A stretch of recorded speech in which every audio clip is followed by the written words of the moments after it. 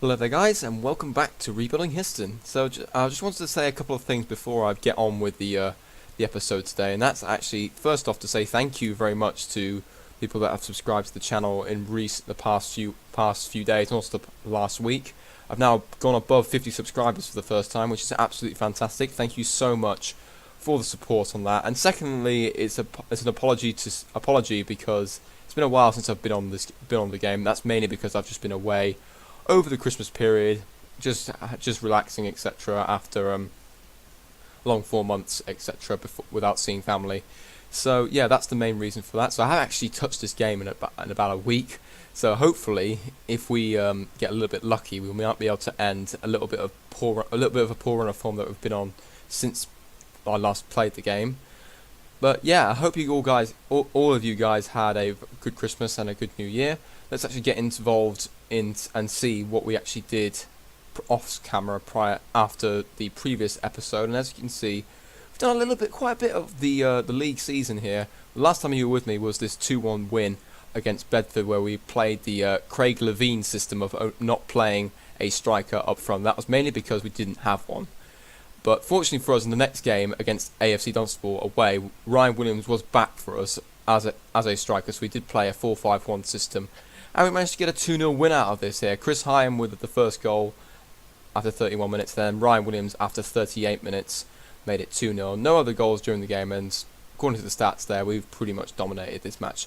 Quite a lot of fouls though compared to AFC Dunstable, but yeah, I guess it's one of those things, really. We then went on to play against Barton Rovers, who are another team high up the league, along with Bedford. These are the two games. This was the game I was going to do after the Bedford game until AFC Dunstable was actually rearranged. So we won this game again 2-1.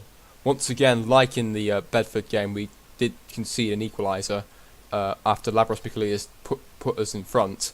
And then Ryan Williams in the 87th minute then scored the winner, and we were able to take a vital 3 points in this particular game. Yes, we were outshot by Barton Rovers, but they were a lot less clinical, considering that they had a few more shots off target compared to us, because we both had the same number of shots on target. We then moved on to a game against Northwood. It's another 2-1 win. Away game, Ryan Williams with 2 goals. He's been in really good form recently, and he got an 8.8 out of that particular match. He's done very, very well for us so far. If I actually go to his history, he's now got 6 goals and in 13 appearances. So it's actually his best scoring record compared with his previous clubs that he's been at. As you can see, Gould was his other main club he was at, and he's managed to score 3 goals. So getting the best out of him right now, and it's hoping we can keep his form. Keep his form for the rest of the season. This type of form for the rest of the season. We then moved on into a little bit of a bad run of form, though, unfortunately, as we then drew 1-1 with Aylesbury United. Glider was actually back for this game, and as you can see, we just got completely dominated in terms of the stats. 1 shot on target, which was our only goal, and that was from Glider after 11 minutes. Then Grant Firth equalised in first half injury time, and it just looks like we just weren't at the races today. And it was, in my opinion, I think a couple of points dropped on this particular occasion, because I don't think Aylesbury are that high up in the league. I think they might be in the top half, but not a contender for the playoffs. But we'll I might be corrected in a minute. Haven't looked at the league table recently.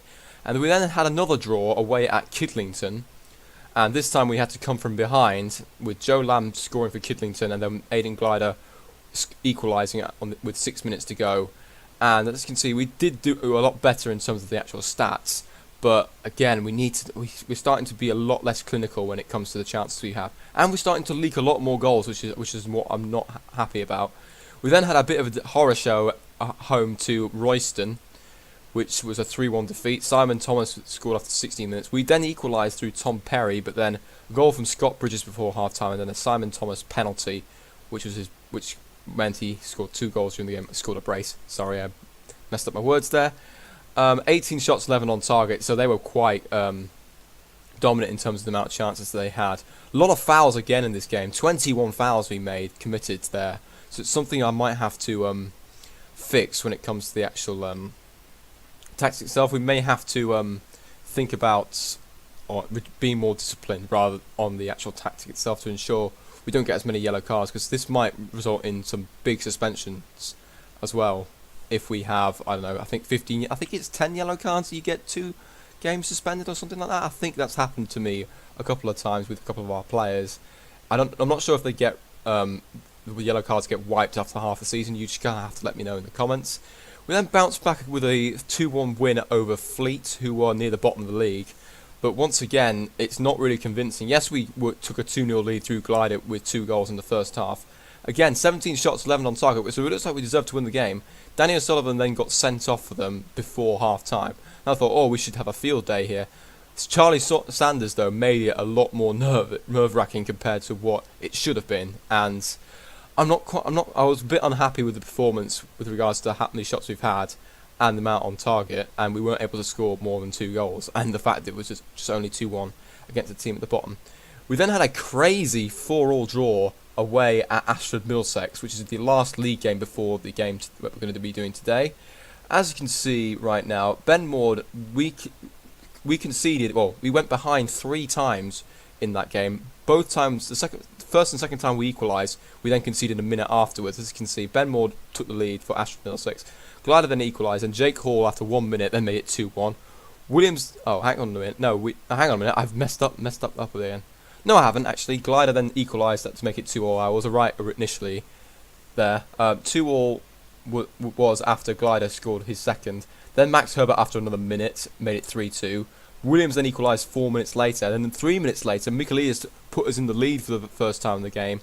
But then Ben Turner rescued a point for Ashton Middlesex at the end there. So I think, is it a point gained or is it 2 dropped? Because to be honest, Ashton Middlesex were actually the favourites to win the league prior to this particular game. Because I had a quick look at the season preview. We're actually going to have a look at that now as we look at the league as well. We also had a friendly 2 days after Christmas Day just to keep the players fit. I just thought, why not give us another friendly? Because there's a bit of a gap between the Ashton Middlesex game and the game we're playing today, which is a home match against Marlow. So, in terms of the run of results here, as you can see, we haven't kept a clean sheet since this AFC Dunstable game, which is kind of being a little bit annoying to me, even though we've been working on defensive positioning for a couple of these games, and that has left the league table looking like this. It could be a lot worse, considering the fact we're only 3 points at the top where Farnborough are, and Bedford are only 2 points, or a point ahead of us right now in second, and we're 3 clear of Barton Rovers in 4th, and we've got an 8-point gap over Ashford Middlesex in 6th, who are just outside the playoffs. What I mean by that is that these two have actually been dropping points as well, which is the reason why they haven't been pulling away from us further than what I expected. So if we actually have a look at the season preview, as I mentioned about Ashford Middlesex, yeah, Ashford Middlesex apparently are favourites to go up, and they're outside the playoffs right now. Farnborough in second, Kidlington, who actually managed to get a draw against us, even though they're currently sitting in 13th place. They're apparently third favourites to go up. We're currently sitting as 4th favourites at the moment at 11-2.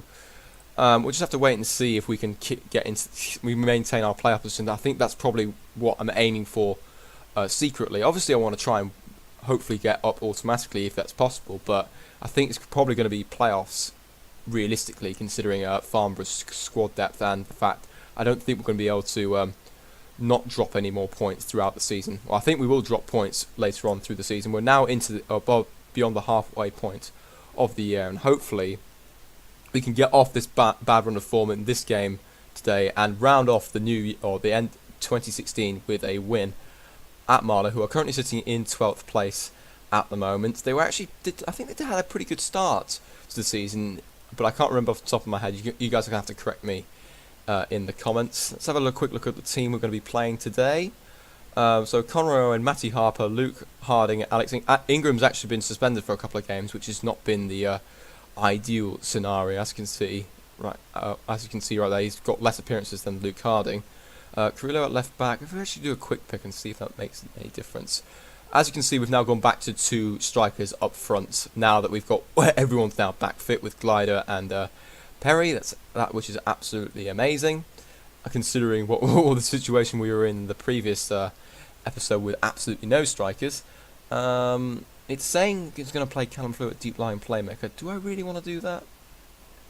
I want to get Hyam back in, and I'm going to bring Callum Frew back onto the bench, I think, instead of Stephen. Oh, think that's I can't remember. I just replaced the right back. I think that was David Kelly or either. Yeah, I think it was David Kelly that I replaced. Right there. Steve Reed, Matty Harper, Ryan Williams. Yeah, I think I'm quite happy with that. I actually might give Ryan Williams a go or Perry or Aiden Glider.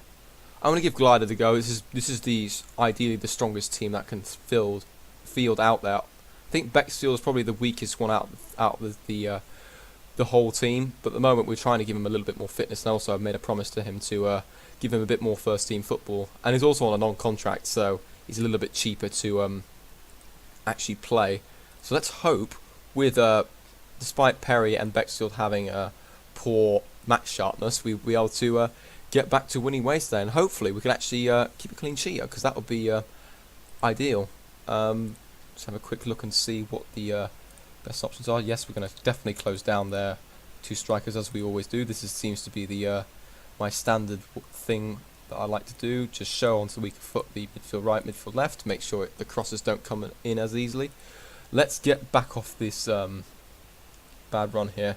We could move into top spot here. I'm going to go passionately, and hopefully this actually gets some motivation into the team, and we're able to win this game. And without further ado, let us begin the final game of the 2016 year, and it will be Marlow kicking off. And let's hope we can get a good result today and give the fans something to cheer as they head into the New Year celebrations. Right, it's our first highlight after 34 minutes here. Carrillo's going to put the ball in towards Michaelidis, and it's hit the post. Glider's then got the rebound though and has gone out to the right-hand side of the pitch. Might pull it back, but Karoma is there for Marlow, and he clears away. And here's Holder Spooner, who might be on his way down towards the field. And then we've conceded a free kick on the edge of the box here. It could be a chance for Marlow. Bangura with the free kick, straight into the wall though, and we're able to, oh, it's gone back to French actually, back to Whelan, but that's the end of the highlight. 41st minute again. Here's Collette, Springer for her, but it's won back by Murphy, and here's Glider, puts the ball towards Perry. He's got a chance here, and he scored. It's 1-0 Histon here in the last game of 2016, and it looks like we're going to be keeping pace with Farnborough, who are currently winning as well. Right, here's the highlight right now. Glider with the ball, long ball over the top. Perry is onside, beating the two defenders there, and he's just shoots it past the keeper's left-hand side post, and it's 1-0. And we are now up into second place as it stands, because I don't think Bedford are actually winning their match as we head up towards half-time. Let's see what we can do to keep the players motivated, because again, one goal lead is not very secure, as I've mentioned in previous episodes. We're going to guard against complacency. Glider's looking pretty stressed about that, but we need to say that because we need to keep these guys motivated and ensure we shut the door. That's the main thing we need to do, is to shut the door. And look at that, I've just made Glider and Perry have. Oh, I've had faith in Glider and Perry, and now Glider's back motivated. That's fantastic to see. Let's get on with the second half, and let's hope we can add to the lead that we currently have, and make this game a little bit more secure. It's an instant highlight here. May's won the ball on the left hand side. Here's Perry. Maybe a pass to Haim on the right hand side. Back to Murphin. He's on a yellow card. He might lose the ball here. He has. Here's Fahy, and unfortunately Holder Spooner is now clear, but he pulls it back to Keenum, and he's scored. Karoma. Oh, sorry, not Keenum. Karoma, and it's 1-1. Exactly what I wanted to avoid, and we once again have conceded a silly goal right now. Off at the start of the second half. It's not the ideal start, so my team talk hasn't worked whatsoever, even though the team looked completely motivated. That's really, really annoying. Right, we need to possibly make a change here at the 60-minute mark, because this is unacceptable right now. And we've all got yellow cards as well. Right, change at half time. Well, change at 61 minutes. I'm going to make a change right now. I'm going to bring off Justin May and put Steve Reed on. We need to make a change here to try and get back in to win this game, because I don't want to be losing ground to Farnborough here. But it looks like Farnborough are dropping points at the moment. They are 3-1 down apparently to Petersfield, which is amazing. I'm also not liking the fact that all our back four are now on yellow cards. This is not good. Bexell's going to be off for Matty Harper, I think. And we need to make another change, I think. Callum Frew, maybe? Maybe keep Michaelidis on, but then bring on Frew for Murphy, and then swap those two around just to make sure the yellow card doesn't come back to bite us. Hopefully these changes work, because it looks like Farnborough are still losing at the moment. And Bedford are also dropping points as well. Come on, team. If we can snatch a winner here, that'll be amazing. We'd then be level on points with Farnborough as we head into 2017. We're going to go on overload because we need to try something here, because it looks like Marlow are really trying to shut the door on us and trying to gain a point here, which would be a good point for them. As you can see, another yellow card right now, so it looks like we're going to have to make a change in the tactic to prevent this. Oh no, here's Farhi, and through on goal, and he scored. It's now 2-1 Marlow. This is not good. 17th goal of the season for Paul Farhi. Apologies, I hit the mic there.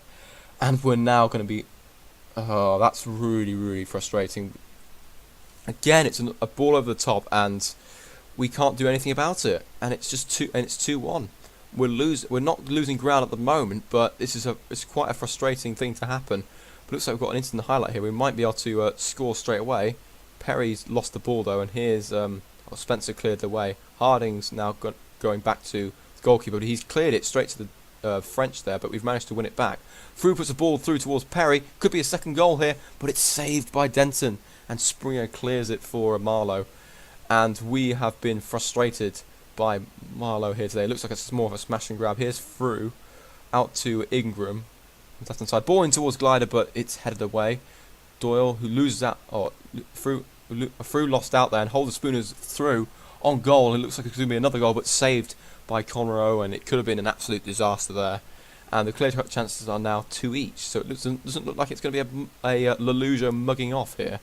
But as Collette puts the ball wide there, it's another good chance for Marlow. It doesn't go out as a clear-cut chance though.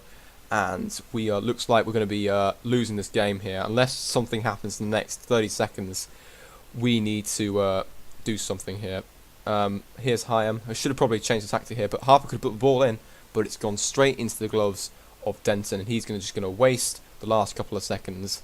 And it looks like we're going to be losing this game today, and the poor run to the end of 2016 is going to continue. We need to make some changes, I think, in terms of the tactics, because this is unacceptable now, because I think we could have had a real chance to make a statement in the league, considering the fact that the teams above us have been slipping up. So I am going to be telling them off, because yeah, they need to be told off for that, because that's really, really poor. We took the lead and then we gave it away in the second half.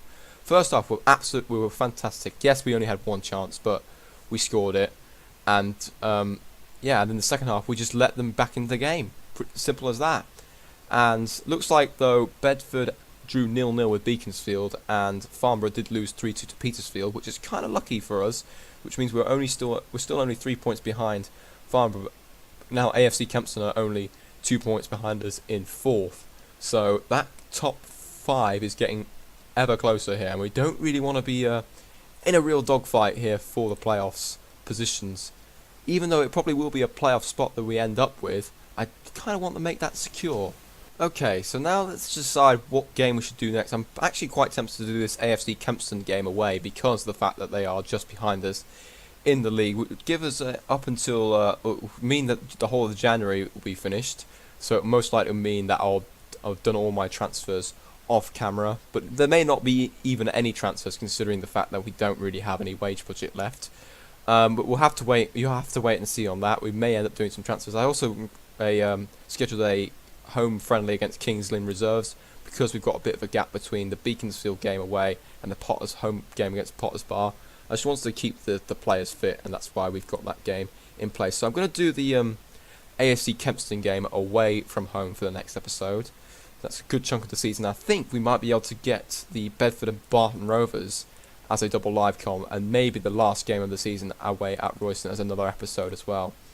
So ideally it will probably be 2-3 episodes remaining of the season. There may be more, depending on if we reach the playoffs or not. We're currently sitting there right now, and I kind of want to do the playoffs if we do confirm that we're in them, because I think it's only one-legged playoffs, but I'm not 100% sure on that. I'll just have a quick look on the rules.